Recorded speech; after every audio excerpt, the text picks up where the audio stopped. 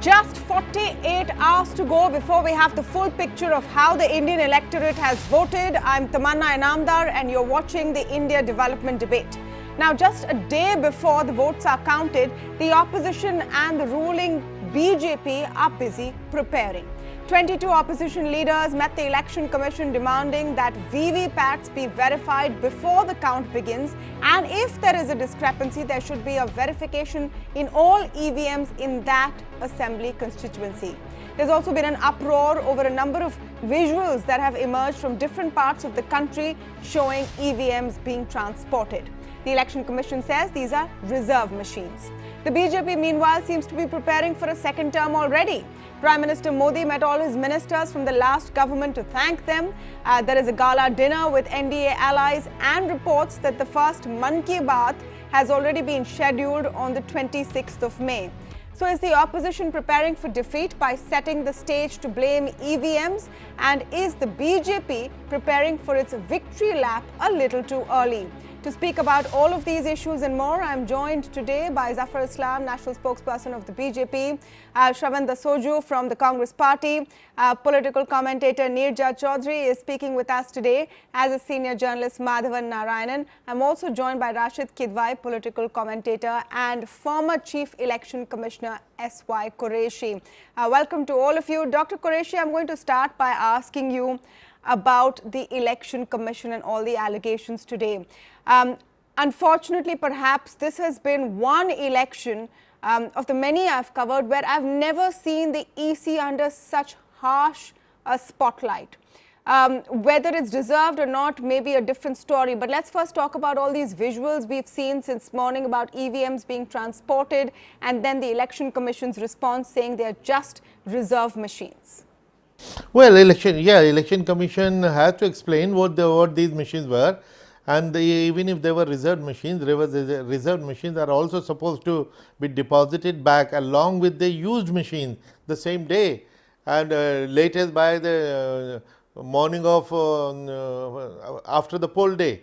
So why are these machines are still floating around? It's a question of fact finding. The Election Commission would have found the facts and they should explain to everybody what these machines were, who were these people who were carrying them. Well, all the facts have to be revealed. Tell me about why the focus has come upon this. Now, the Election Commission has responded to each and every incident which has come to light and said that if there were any discrepancies, it will be seen. But give us an idea from past elections as well. Is this pretty standard that just a couple of days before counting or 2 days after the last votes are cast, that reserve machines are transported from one place to the other? The reserved machines are transported along with the polled machines, because the reserved machines are, after all, for say 10, 12, 15 polling stations, 2, 3, 4 reserved machines are taken around in case they are required, but those which are unused, they have to be deposited back along with the polled machines at the same time by the same officials, and they have to be taken to the strong rooms, two separate strong rooms, one for the polled machines, one for the reserved unused machines, and both strong rooms are secured equally, locked and sealed. They have CCTV cameras inside and outside. They have a 3-tier security, and then they are guarded by the candidates or their agents. So this is the standard protocol. If some machines are still floating around, that will surely raise a concern, and each incident has to be investigated and explained. No, so to understand this correctly, and I'm asking you because there's such a lot of rumor about this. So the kind of things we've seen today, is this standard practice that you would be moving reserved machines around at this juncture before the votes are being counted? No, they shouldn't be. They shouldn't be. But these are stray cases. Sometimes, even in the past, we have had some stray cases where some presiding officer on way back to the strong room, instead of reaching there in time, he goes to a hotel to rest or to sleep, and then somebody takes a picture and it is reported. Such guys have been immediately suspended and even FIRs filed. But those used to be stray cases, 1, 2, 3, 5 in a million. Don't forget that it's a very huge operation. 1 million polling stations, which means 1 million presiding officers are carrying these machines. Some of them may deviate from the norms, for which they will be punished for sure. But then action has to be very, very prompt.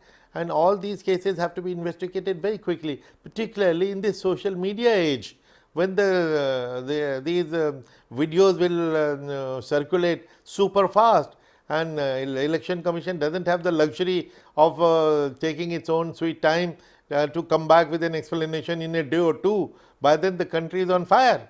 That's not the option which is available anymore in the social media age.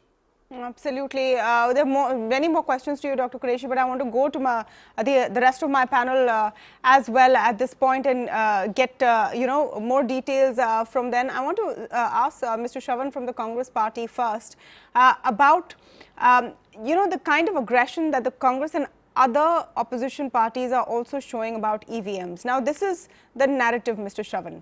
Before any counting day, and we saw that last year in December as well, we saw that with previous elections as well, opposition leaders start building this narrative that there may be something wrong with the counts. Is it in a sense setting the stage for a possible defeat? Is all of this being fueled by the exit polls? Because those are projections. The results still have to come.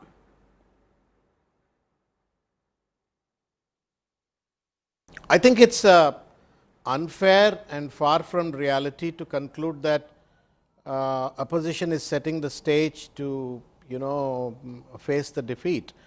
If you look at the track record, ever since the EVMs were introduced, lot of oppositions, including present ruling disposition Bharatiya Janata Party and the one who is leading Chandrababu Naidu, right from 2009 onwards, there has been a consistent demand on relooking at the usage of EVMs and bringing back ballot and then providing some kind of a streamlining of this entire administration of EVM driven elections. And with regard to the current context, it is not that today or yesterday this issue has cropped up. If you look at the last 2 years, I think there have been consistent demands by almost 20 to 25 political parties in this country asking for 100% VVPAT slips counting. But the Election Commission never has exceeded the demand, and then finally, as a last resort, all these parties put together had to go to the court, and only at the behest of the court's directions, the Election Commission has agreed to implement the counting of 5 VVPATs in every assembly constituency. But even there, the guidelines given by the Election Commission are far from the spirit of the Supreme Court verdict.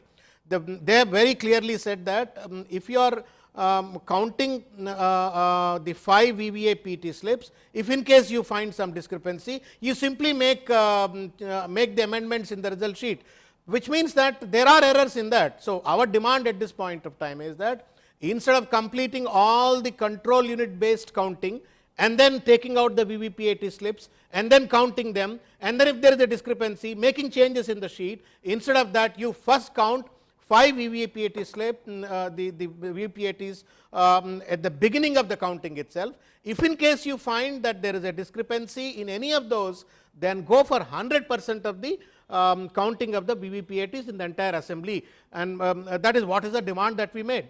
Second is, see, I am a contestant from Telangana in 2000, in the 18 December, I am one of those who contested and then lost. And in my own constituency, not only in my own constituency, in Telangana, almost about 20 to 25 constituencies, there is a thousands of votes difference between polled votes on the day of the polling based on the 17C form and the actual counting. We asked what is that Election Commission is likely to do. They didn't answer. Then we had to go and file the cases. So, end of the day, elections are meant for providing some kind of a transparency and then building the faith in the entire system. No, but that's the thing. That's the point I'm making. That's the point I made in the introduction of the show, that the Election Commission has run and held several elections in the past. The faith has been there. is there an attempt to shake the faith? I want to bring Zafar Islam into this conversation, and before we move on to the question about why the BJP is already preparing for the next government, can it not wait 2 days? Zafar Islam, I want your comment on the whole EVM question.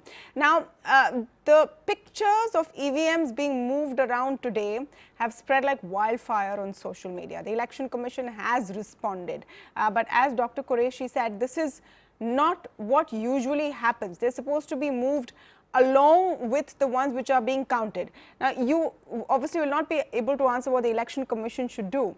But do you think that if there is any discrepancy, then the BJP should be equally concerned? It is everyone's concern if there is a problem. See, first of all, Tamanna, ECI has already responded to all the opposition parties. They have given clarification, it's in public domain. Secondly, all the political parties have given consent, the returning officer have given clarification with that it got delayed, little bit delayed, and with the support, with the consent of all the political parties and with their signature, it has been finally gone to the strong room.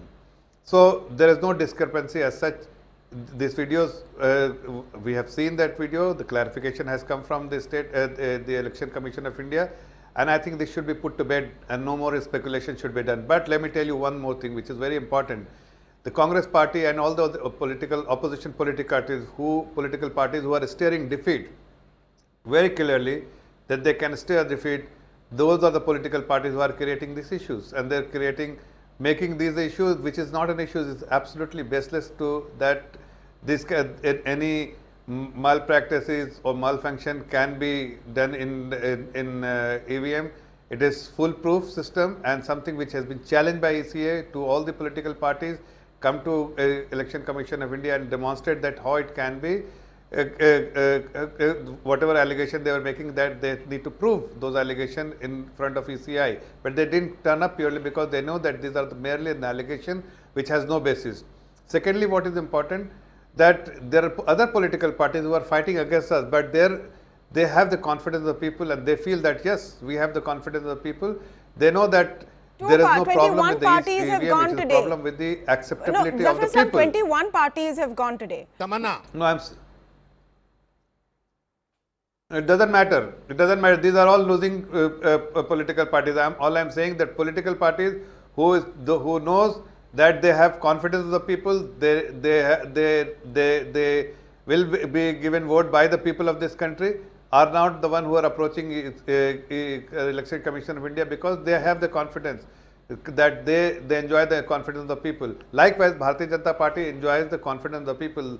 The I'm going to allow Shravan Daswaju a quick response. Has been admired. Yeah. It's being admired. Being admired by the people of this country. So all this speculation is baseless. Okay. Concocted stories are being propagated by before I come to it, I'll allow Shravan. Who are steering defeat, but those opposition parties who are confident and Zafar having the Islam, confidence the of people are BJP not has the one who asked for are part of this repolling in 21 seats in West Bengal also. It's not like the BJP has not gone to the Election Commission with any complaints. But I'm going to allow Shravan a quick response before I go back to Dr. No, we have gone for repolling, but... Yeah. So, 1 minute. Yes, Shravan. You know, the BJP conveniently has forgotten their own... BJP conveniently has forgotten, Jafarji, I don't know if he is aware or not. It is Lal Krishna Advani who steered a campaign for the against the EVMs in 2009. It is one of the very important spokespersons called GVL and Narasimha Rao who wrote a book on that, why EVM should be taken away from the entire electioneering process. But now hypocritically they say that everything is good. Number one. Number two is that, it is a system, it is a process, it is a technology. Based on the feedback based on the usage and based on the feedback, the governments or the institutions should be open enough to bring in changes. I mean, after all, everything gets evolved over a period of time. Why is that the BJP is trying to defend on a system when 20-25 political parties are saying that there is something wrong? Why is that feedback is not being taken in a positive stride and then bring in some kind of a change? On this. After all, today... 1 minute. Shravan, let me go to Dr. Qureshi on this. Let me go to Dr. Qureshi on this because I have him for a short while and I think his expertise is what is most relevant. Dr. Qureshi, you spoke about, the transportation of reserve EVMs, some very crucial inputs there. I want to ask you about the second, big demand that the opposition has raised today. The Election Commission has said they will think about it. There's going to be another meeting tomorrow. We'll see what happens. But they're essentially saying that those 5 EVM machines where you have to verify the count in the machine with the VVPAT slips, do that before you start the rest of the count, not in the end. And if there is a discrepancy at any situation, even in one machine, then you count 100% of all those machines in one assembly constituency. Do you think it's a valid demand? Is it a fair demand? What's your response on that? I think both are reasonable suggestions and reasonable demands, and I'll tell you why. Because if we count the 5 mandatory machines in the beginning, it will take away the possibility of a dispute towards the end. Suppose the margin of victory is very small and then these machines show discrepancy, hell will break loose. Now, the analogy is that we have for 500, 1000, 2000 postal ballots which we count in the beginning. Before the main counting of the machine begins, EVMs, we have done the postal ballot so that there are no disputes in the end. This is common sense, this is convenience. And secondly, if this demand can be met and which pleases the opposition demand, I think Election Commission should find it acceptable, because this will be a confidence building measure also. What will be the counter argument? If they are counted in the beginning, what hell will break loose? We have to see, since for Election Commission counting in the beginning or in the end should not matter, and if counting in the beginning has advantages, it should be considered. Second thing, I had written a week ago in the newspaper, exactly a week ago, that if the one machine is found not matching with the EVM, then the entire assembly segment should be counted, because that is the whole logic and purpose of introduction of VVPAT. And whether it will lead to a lot of work and lot time delays, I don't think so, because 2 years experience shows that the Election Commission has said 1500 machines were counted in the last 2 years. There was not a single mismatch.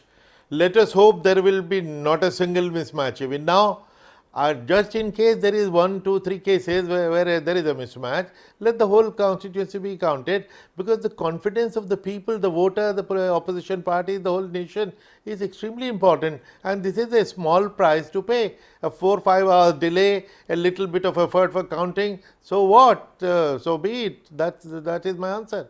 Okay, so on the point of delay, because this has also been a subject of a lot of speculation, you have chief electoral officers from different areas giving their own estimate of a delay ranging from 3 to 5 hours. What is that going to look like? When will we have then the first trends or the first results on the 23rd? They're already talking about a delay even without the demands that the opposition has made. What is the timeline looking like to you right now, Dr. Qureshi? Well, I think the calculation was that the one VVPAT count is to take about half an hour, maybe 40 minutes. So, even if the 250 have to be counted, and it takes 5, 6, 7 hours, so what? No, after all, voters have waited for 2.5 months. The polling started on 11th of April, and they have been waiting patiently, and they have waited patiently all these years. So, a few hours more, after the rest of the results would have come out, by the way. Only in 1 or 2 such constituencies where all the entire constituency has to be counted. It has happened in the past, in the ballot paper days, that there will be some recount. There have been cases even in the EVM era that some machines were were malfunctioning, in the sense we were not able to pull out the results. So, the results were delayed. Few results getting delayed is fine, but the rest of the country, rest of the results will be out in normal time. Yeah, I want to get Rashid Kidwai into the conversation. Rashid, you had a point earlier. The BJP is making the point that we've seen this again and again. Before results have come in, opposition parties are the only ones in the last few years actually, who seem to have a problem with EVMs, who question about whether, you know, the counts are right, should they be verified, can they be hacking, and now there's a problem with transportation of reserve EVMs. Do you think a lot of this is propelled by the exit polls that we saw on the 19th? Certainly, Tamanna, we are witnessing, extraordinary scenes. I mean, what is this kind of, congratulating, the Prime Minister and the Council of Ministers meeting as if, they have won election. And on the other side, we have visuals of, the combined opposition knocking at Election Commission's door as if, they have lost it. The fact of the matter is that, they are not a bunch of losers. If you look at, the visuals and see, Kani Mozi and Daddy Cobra and several people who are expected to do well in several states. So it is, a wrong, assessment or commentary to say that, they all are going to be wiped out or something like that. You see, this kind of anxiety and that one-upmanship, I think it is not healthy for democracy. On May 23rd, I hope I'm proved wrong, but we are going to see some extraordinary scenes because, none of the sides are willing to lose. If there is election, obviously some would win and some would lose, and that is the spirit of democracy. But I think political parties are getting desperate. Let me get Madhavan and Neerja into that conversation. Neerja, what do you make of the situation we are seeing right now? And I'm still focusing on the opposition at this point, where they have gone to the Election Commission. Some of these demands they've made before as well. But then today you've had this hue and cry over all of these visuals of EVMs being transported. The Election Commission has come out with detailed responses to each incident. Do you think it should be enough? And now we should put to rest this whole situation of raising questions on the whole counting process again and again? Look, the opposition has expressed serious disquiet. Of course, they had done it earlier also about EVM tampering, and up to a point, we take it also as politicians who are likely to lose resorting to the EVM, but the kind of the petitioning to the Election Commission that 22 parties is not 1, 2, 3, 4. 22 parties of the opposition together going to the Election Commission expressing their disquiet. And remember, the former President of India has also come out expressing his concern about it. And the onus being on the Election Commission to reassure everybody. And I would go along with that view, even if the opposition is, hypothetically speaking, being very unreasonable. And, it's another way to deflect attention from defeat, imminent defeat. Even then, in a democracy that's so vibrant as ours, it is better to be safe on, be very cautious to reassure the opposition, even if it takes time to do it. How does it matter if it takes a few hours more, 2, 3, 4 days more? At least, even for the ruling side, if they're winning convincingly, that they've gone out of their way, they bent over backwards to reassure that everything has been above board, is worth doing. That would be my view. Madhavan, what is your take on the entire situation as we see? And we've drawn that contrast for our viewers of what is happening less than 48 hours before the votes will be counted. You have all of these NDA meets which have begun. Though it's not clear if all NDA partners will attend or not, or have attended or not. And on the other hand, you have the opposition sort of setting the stage perhaps on what the results could look like if the exit polls are any indication. I think there are three issues at stake. Let me begin by joking that maybe we have a new coalition in the making called the Bad Losers Alliance, BLA, which given the controversy over the EVMs. But jokes apart, I think it's very clear that both NDA and UPA are supposed to show some solidarity in this hour, whether they win or lose. And but I think if the exit polls are any indication, we are looking for a tectonic shift in national politics. I think NDA will obviously be trying to be magnanimous in victory, and BJP will try to do some grandstanding, and the dinner is part of the process. But I think everybody will actually formally wait for any the results before stating anything. So what we are looking at is atmospherics. But I think the others, the people who are not NDA, are going to be seriously concerned if the exit polls are any indication. And we might see in a very quick time a certain cohesion in the alliance. And I will not rule out, now this is interesting, if the NDA does get such a big majority with the BJP winning a thumping majority, I do not rule out some of the minor NDA partners or even senior NDA partners getting worried about it, because nobody likes the idea of being breathed down the neck while a leading party leads a coalition. That will be an interesting chemistry to watch as we go forward. But there is the other paradox here, which is on the one hand, parties are saying that exit polls do not really matter. On the other hand, they are worried about EVMs, which means they want to hedge the whole thing and be sounding like bad losers. It's not good for democracy, as Rashid said, and as Mr. Qureshi, Dr. Qureshi put it out very well. If there are a million voting polling stations, nothing is statistically significant to show alarm over EVMs. Disquiet is fine, processes are fine, but we are seeing this is only confirming that we have had a most difficult election, probably the most difficult one since the 1977 elections, because of the acrimonious nature of the campaign as well as the contentious nature of the issues. But I do wish the media will cover issues more in statistically significant terms than merely become carriers of oddball events. I find that is missing. But are they oddball or not? It's very important no, that I get your point, Madhavan, but are they oddball or not?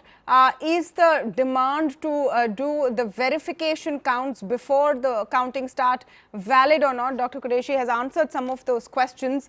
We're going to take a very short break, but when we come back, we'll shift gears just a bit to the other side. The gala NDA meet in the capital city, what it says, and if the BJP is going to come back with this enormous majority as the polls have predicted, what does that mean for their allies? Remember, in term one, allies were very unhappy with the brute majority that the BJP brought to the table. All of that and more when we come back.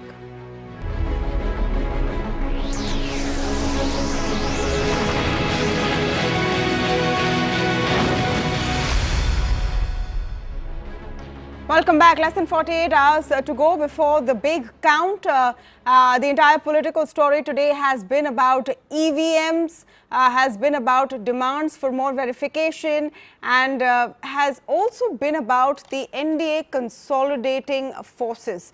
Let me come to this part of the story right now. Zafar Islam, there are reports that the first Mann Ki Baat has already been scheduled.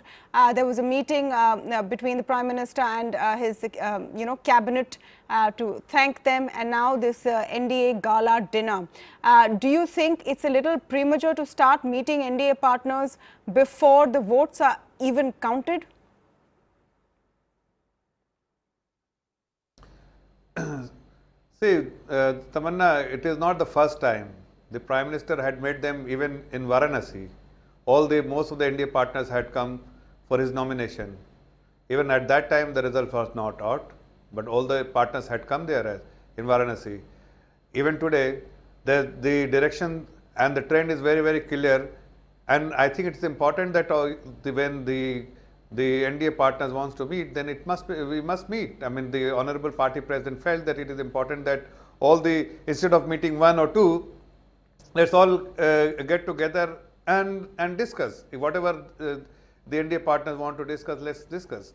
So I think it is not that we are meeting ahead of the result, because we know that we are absolutely certain that we will get more than 300 seats or 365 seats, what have been indicated.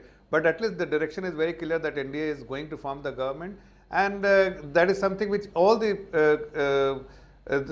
surveyors, all the agencies which has surveyed have given that kind of numbers. We don't know the exact numbers, but at least in terms of direction, we have clarity, and more than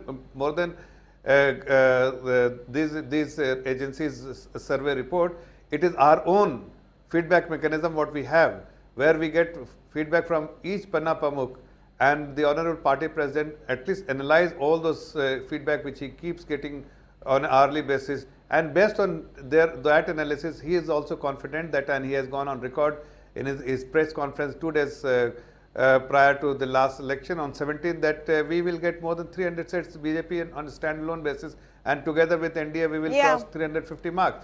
So we are definitely confident of our victory because we are getting support from the people of this country. The confidence we are enjoying, and the Honorable Prime Minister enjoys of the people of this country, is something which definitely gives us direction that we will. Neerja, I want to Neerja Chaudhary, I want to come to you on yes, Neerja Chaudhary, I want to come to you on a point Rashid Kidwai was making a little earlier, that if we are going to see an NDA coming back to power, if the exit polls are in the right direction or are any indicator, that you're seeing again a very strong BJP with NDA allies, with non-BJP NDA parties trying to just figure out where they stand in this equation, and some of that could have been seen with the Uddhav Thackeray's hesitation to join the meet early in the day and all of that. Do you see those problems recurring perhaps in NDA too if the results follow the same patterns as the exit polls? I think if the results are on the pattern of the exit polls, which means that the NDA gets around 300, which means that BJP gets a majority on its own or near enough, then yes, the regional parties are going to be a worried lot. Yes, Uddhav Thackeray will be a worried person because you have few months down the line assembly elections in Maharashtra, where the Shiv Sena had hoped to get more seats and emerge as the senior partner and be assured that the chief minister will be from their party, no matter what the outcome, if they were the two were in a position to form the government. So also will be the case with other allies. With the resurgent BJP, the allies are going to be a worried lot. Of course, in Bihar, Mr. Nitish Kumar managed to get 17 seats from the BJP, and the BJP stooped to conquer some of its allies, including the Shiv Sena.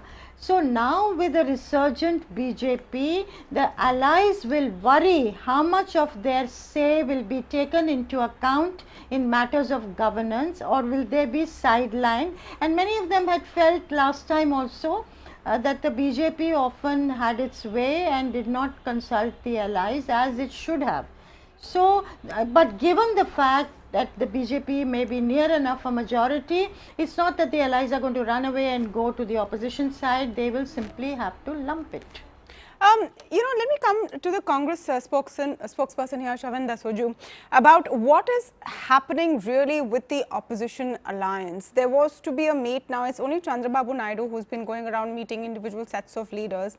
What exactly is the Congress party doing at this point?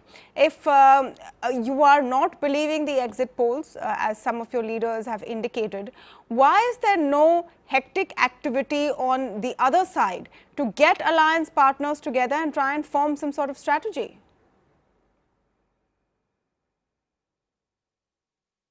Rahul Gandhi, our president, has made it very clear many times in the recent past in these elections that we will all sit on 23rd after the results are announced. All our UPA partners and the political parties with a common ideology will sit together and then decide what we should do in terms of forming the government, or what we should do in terms of stopping the Modi to form the government, both. Now, coming back to what Narendra Modi ji and BJP is trying to do, I think it's more a reflection of the over-excitement. One is pre-poll, exit poll results, and then subsequently now, pomposity around meeting all these cabinet ministers and NDA partners at this point of time is to, as I think Chaudhary ji made an observation that there are a lot of fence-sitters today. Across the country, there are a lot of political parties who are still, sitting on the wall, to jump this side or that side. And there are small parties, there are independents. Now, he wanted to create a camouflage and a context of confusion. If you can't convince, you could create a context of confusion. You want to create a confusion that, okay, I'm going to form the government, so therefore better, you be good to me and then come around me. That's the kind of a confused context he's trying to create. But Congress and the UPA allies are very confident that these exit polls are going to be far from reality, and UPA will get them cross the magic number, and we are going to form the government. But only to create where is Rahul confusion Gandhi? and Because he hasn't allure been the, seen in the last couple of fence-sitters days. and the Where independents. is Rahul Gandhi? Because he hasn't been seen in the last couple of days. Now, you know, his detractors say, you know, Prime Minister Modi is always in front of the cameras. It's unfair, but at least people are seeing him. Tamanna, if photo optics is the politics, then let Narendra Modi do it much more than what he is doing. Today is Rajiv Gandhiji's death anniversary, and then the whole family is in grief, and then he attended today morning his father's at the Veer Bhumi. He was there, and then he is also meeting all political parties and also our own party leaders of different states. It is just that he is not coming to the media and talking for the sake of photo optics does not mean that, you know, you can question where is he. I mean, we have our own ways and means of okay, Zafar Islam, is it all about photo ops? Talking to our leaders. Is it all about photo ops for the Modi government? Is it all about photo ops? I think the opposition parties clearly seems to be rattled purely because the exit polls indications have definitely rattled them. None of the surveyors have given them any good numbers. In fact, most of them have projected that or predicted that the Congress party will at least be close to what they had in 2014 or slightly higher than or closer to that. So that's why Congress party is definitely upset with the outcome what they feel, and they feel that their leadership has actually, it's not one, it is Sonia Gandhi, Rahul Gandhi and now Priyanka Gandhi, all the leaders from the Gandhi family were out this time, and still they are staring at defeat. So that's why they are little upset. But away from that, see, as far as Bharatiya Janata Party is concerned, we are doing what needs to be done. We must thank the people who have shown tremendous confidence in the Honorable Prime Minister, and we must thank them. If the exit poll is showing that we are getting a clear majority, we must thank them. It is an opportunity for us to thank them. If the actual result which will come on 23rd, whatever may be the result, still we will thank the people of India, because the kind of support and admiration they have shown for the Honorable Prime Minister is unmatched. I mean, see the kind of popularity he enjoys compared to any other leader in the country. I mean, he's a very tall figure, and something which every Indian acknowledges, that every man on the street acknowledges, that if Mr. Rahul Gandhi doesn't acknowledge and think that it is a photo op, it is good for him or for his political or other leaders. But Bharatiya Janata Party will never lose an opportunity to thank the people of this country. Let me take this to Madhavan Narayanan and Mr. Kidwai and of course Neerja Chaudhary. So obviously today is the death anniversary of Rajiv Gandhi. Rahul Gandhi has tweeted about it as well. But the point I was trying to make, and Madhavan, let me come to you on that, is about the level of aggression politically. And again, I'm not preempting the results, but the BJP never takes its foot off the pedal, not for a minute. Whether it is, banding allies together, whether it is being seen in the media saying whatever messages they have to push, etc. Do you think that that same amount of aggression is lacking in the Congress? For example, what their response has been to the exit polls?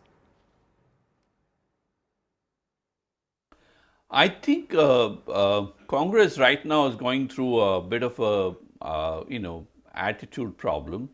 I think they came out with a decent manifesto, even if it came late. They didn't have enough time or cadres to convert it. But I think they have not been very graceful of late. I can understand complaints against the Election Commission or the EVMs. It's part of the process, par for the course. But I think as a national party of standing, they have to be a bit more classy about the way they are doing things. And I think you cannot be cantankerous in a way. You're shooting out yourself in the foot in the long run. So I think that is certainly a matter of concern for the Congress. But then that is the Modi phenomenon for you. There is a certain paranoia that is built around his victories and march forward, and that is something I believe is a little disproportionate to what is deserved, although there may be reasons for concern. And having said I think that I would say that everybody in the end will wait for constituency-wise details, winning margins and stuff like that. What we are going through today is a bit of a suspense phase where the exit poll is over, the actual results is not there. So I think things will set into place in a matter of 36 hours. But I think right now, everybody has to think long term, and that includes the allies of the BJP and the NDA. Yeah, I'm going to come to that in a bit, because you're seeing pictures of them. We've been showing you pictures of them when they were getting into the gala dinner. Yes, Shravan, your response. Yes, yes. Tamanna, 1 second. Yeah. Yeah, Tamanna, please allow me to say this, that, your question is a little biased. Political aggression does not means delivering the promises made. Here is one political party which has not delivered the promises, but aggressively indulges in conducting media interviews through Akshay Kumar, sitting in a small little cave and then doing drama of the meditation with the cameras around. If that is what is the political aggression, Rahul Gandhi certainly is far away. Political aggression means delivery of the promises. Then we are not talking about it. Just because Rahul Gandhi ji also thanked all the people of this country who participated in the elections, who voted, who casted their vote, but that we are not trying to recognize. Just that he is not doing the photo optic and trying to make a conclusion that he is not politically aggressive, I think is biased. I am very sorry to say this. No, I'm sorry if you think it's biased, Shravan. I don't think that's fair. But anyway, you're entitled to your view. I think it's a valid question, because this election has also been about optics and aggression, and Rahul Gandhi has been on the back foot about why is he not seen aggressive enough. He is in spots, in bits and pieces, definitely. But should there be more? It's a valid question. Anyway, Zafar Islam has a quick response before I go to the other analysts. Yes, Zafar Islam. Let me tell you one thing. I think some of the observation made by most of the independent observer, political observer, that Rahul Gandhi and his team, the way they had announced this welfare scheme, Nyay, but after some time they dropped this idea. They were not even talking about it. After third phase or fourth phase, just show me any as you have dropped 15 lakh black money, as you have dropped the idea of bringing back the 15 even lakh spoken rupees. about it, because because they felt that the scheme, because it was not, people were not receptive. They have always misled people, and that's why people were not receptive. So there was a complete bankruptcy of ideas in Congress party, and that was very clear, and it was very evident that even something which they borrowed, this Nyay scheme, still they could not present it to the people of India, that the people of India was we do not know that yet, and they discarded it completely. We do not know that yet. Zafar Islam, I for one I'm not preempting the results. No, I'm giving you a proof. Okay. I am giving a proof. Show me any video where their senior leaders are talking about Nyay scheme. No, they have. None of them they are have, talking they after have third spoken phase. about Nyay. They have Purely spoken about Nyay. Whether it works or not, I don't know. Neerja Chaudhary, I want to come to a bigger point. Made you all blind, 1 minute, guys. Let the analysts also speak. That's not fair. Neerja Chaudhary, I want to come to you. Don't shout. I want to come to you. I want to come to you and taking debate. off on an important point that you made earlier about how in NDA 2 the role of the allies will be their satisfaction levels will be crucial to watch, considering the results which are going to come, the state assembly elections which are going to come up ahead, Maharashtra first and then of course Bihar, etc. Now we saw Nitish Kumar and Uddhav Thackeray coming into the NDA meet this evening. Do you think managing to get them on board was one of the smartest things that the BJP did? Because it left nothing to chance. It left nothing to chance, managed to get everyone on board. And if the BJP comes back with great power, what will be the role of these allies? Neerja.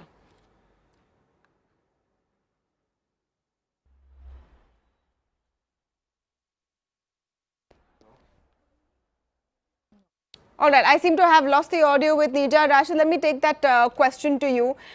We saw visuals of Nitish Kumar and Uddhav Thackeray coming into the NDA gala dinner. Now, we saw in, the government from 2014 to 2019, where all the key ministries were with the BJP. The NDA allies really didn't get much. Nitish Kumar's party did not even get a cabinet berth. The Shiv Sena had one. So the BJP has not been very generous with sharing power to that extent. Would you expect something different if they come back to power with the kind of numbers which are being indicated? I think if BJP gets a majority of its own, it will be within its right to not to offer anything. I mean, this is just a kind of goodwill gesture. These Shiv Sena and JDU and others are made part of NDA and given some ministerial berths. So if it is a in democracy, parliamentary democracy, it's very clear. If it's a single majority for a political party, it has a mandate to run and govern. So I think the May 23rd is a very important day, not only for opposition and everyone, but for even NDA allies, because they'll be very closely watching what kind of number game it finally turns out, because accordingly they will have kind of strength or leverage to ask for ministerial berths and portfolio, etc. Otherwise, it's a loss case for them. They will be at the mercy of Prime Minister. Nija, I want to ask you about the non-BJP, non-Congress regional parties who are looking to make possibly big gains this election and where they stand. Leaders like Naveen Patnaik, K. Chandrasekhar Rao, Jagan Mohan Reddy, who the corridors were open from both sides to them. But in the event of an NDA crossing very comfortably on its own, what happens to these regional leaders and their political futures? Because the BJP is keen on expanding its footprint in every new territory. I think that these, particularly Naveen Patnaik and who's reached out to the Prime Minister after the Fani cyclone, and this bonhomie between the two leaders was evident in the last days. Also KCR and K. Chandrasekhar Rao as well as Jagan Reddy, the so-called neutral bloc. It's quite possible that the Prime Minister and Amit Shah may reach out to them for support in one form or another, because they will want to bolster their numbers and weaken the opposition. Now, but these parties are also going to be very concerned.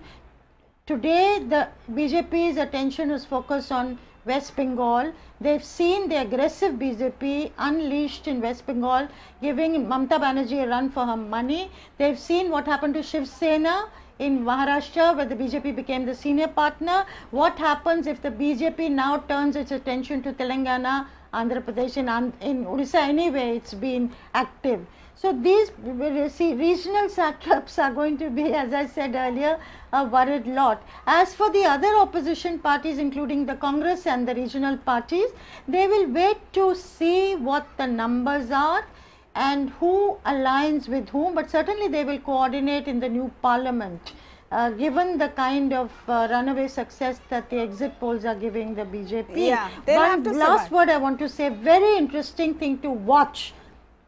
One very interesting thing to watch will be the southern satraps, whether they band together to get their voice heard in parliament on issues that are of concern to south of India, where the BJP, barring Karnataka, has not had that kind of headway.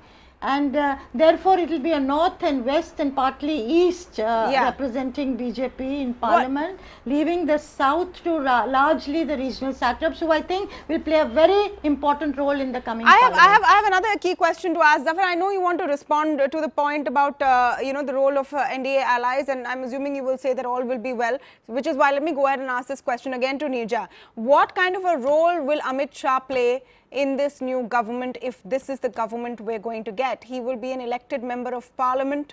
He is very likely to win. Will we see him in government in a bigger role? What's your take on that, Nija?